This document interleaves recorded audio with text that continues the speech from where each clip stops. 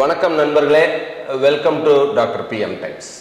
நண்பர்களே, இந்த பதிவில் நம் பாடி ஃபேட் எங்கெல்லாம் டிஸ்ட்ரிபியூட் ஆகிருக்கு, பாடி ஃபேட்டு மென்னுக்கு எவ்வளோ இருக்குது, விமெனுக்கு எவ்வளோ இருக்குது, ஆண்களுக்கு எவ்வளோ இருக்குது, பெண்களுக்கு எவ்வளோ இருக்குது, அதில் எத்தனை வகை இருக்குது, அடிப்போஸ் டிஷ்யூனா என்ன, அதில் எப்படி ட்ரைக்ளிசரைட் சேருது, இப்படி எல்லாத்தையும் பற்றி நம்ம விளக்கமாக பார்க்கலாம். சரிங்களா? So body fat,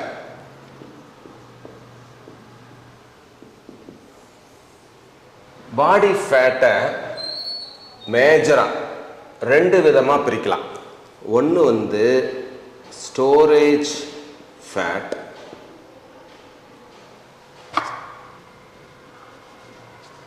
storage fat, essential fat.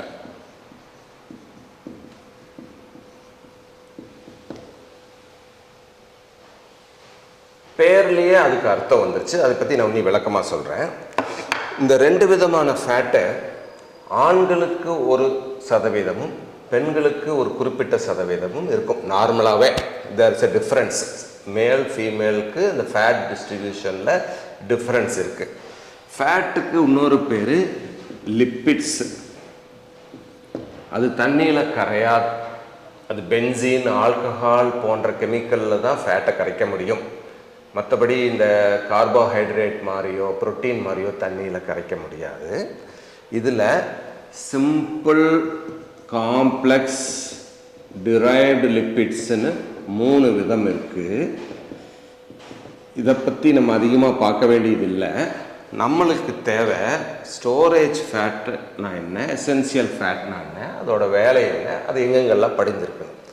அதுக்கு முன்னால் male female difference in fat distribution பார்த்துடலாம். ஒரு 40 வயசான 70 கிலோ மேலுக்கும் 70 கிலோ எடையுள்ள ஃபீமேலுக்கும் எவ்வளோ பர்சன்டேஜ் ஃபேட் இருக்கும்? மேலுக்கு normal percentage of fat is 15%. Total fat வந்து 15% இருக்கும். ஃபீமேலுக்கு 25 to 27% இருக்கும்.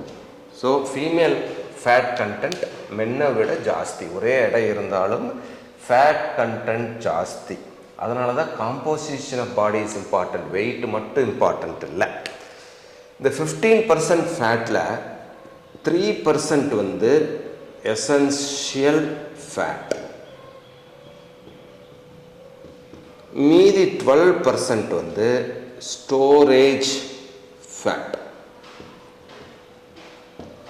அதே ஃபீமேலுக்கு இந்த 25%ல் 27% எடுத்துக்கலாம். 12% இஸ் எசென்சியல் ஃபேட்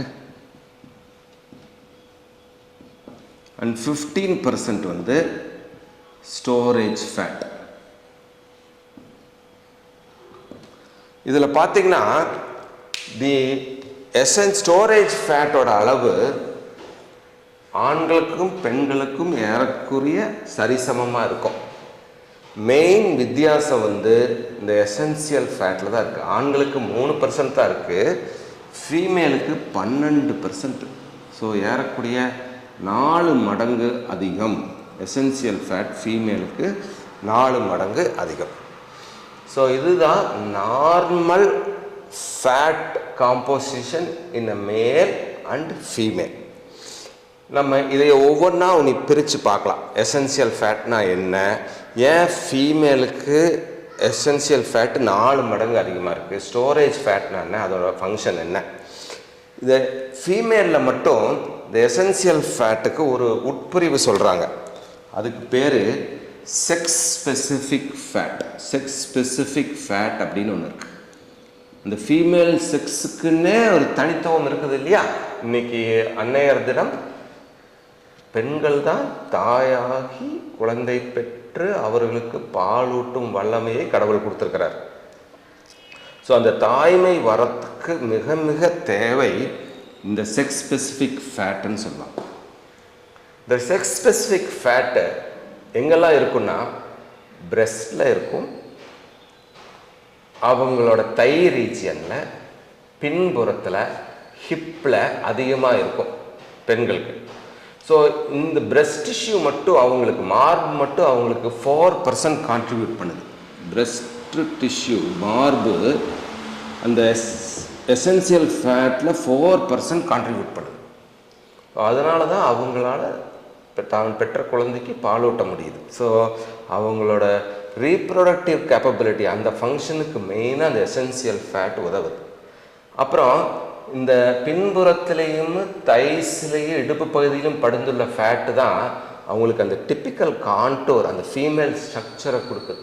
அவங்களோட உருவ அமைப்பை இந்த ஃபேட்டு தான் கொடுக்குது.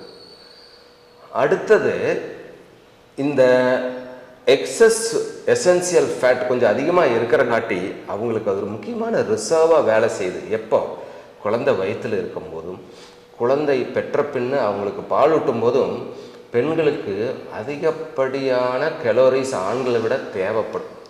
அந்த சமயத்தில் அந்த எக்ஸஸ் எனர்ஜி ரெக்குயர்மெண்ட்டை ஃபுல்ஃபில் பண்ணுறது அதை ஈடு செய்கிறது இந்த ரிசர்வ் தான். இந்த ரிசர்வ் செக்ஸ் ஸ்பெசிஃபிக் ஃபேட்னு சொல்லுவாங்க. அதனால் so that is why essential fat is 4 times more in women.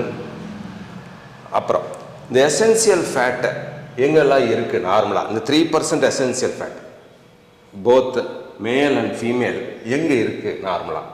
Essential fat வந்து சென்ட்ரல் நர்வஸ் சிஸ்டம் நியூரான்ஸுக்கு நடுவில் இருக்குது. அப்புறம் it is present in important organs like lungs, liver, heart, kidneys extra. Bone marrow நடுவில் போனோட உட்பகுதி phone marrow நடுவில் இருக்குது. இது எல்லாமே எசென்சியல் ஃபேட்டுன்னு சொல்லுவாங்க. அதுக்கு பேரே எசென்சியல் ஃபேட். ஏன்னா it is essential for numerous physiological functions. உடம்புல இருக்கிற முக்கியமான தேவைகளை செய்கிறதுக்கு இந்த ஃபேட் தேவை. அதனால தான் அதுக்கு பேர் எசென்சியல் ஃபேட். ஸோ இதோடு நான் இந்த எபிசோடு முடிக்கிறேன்.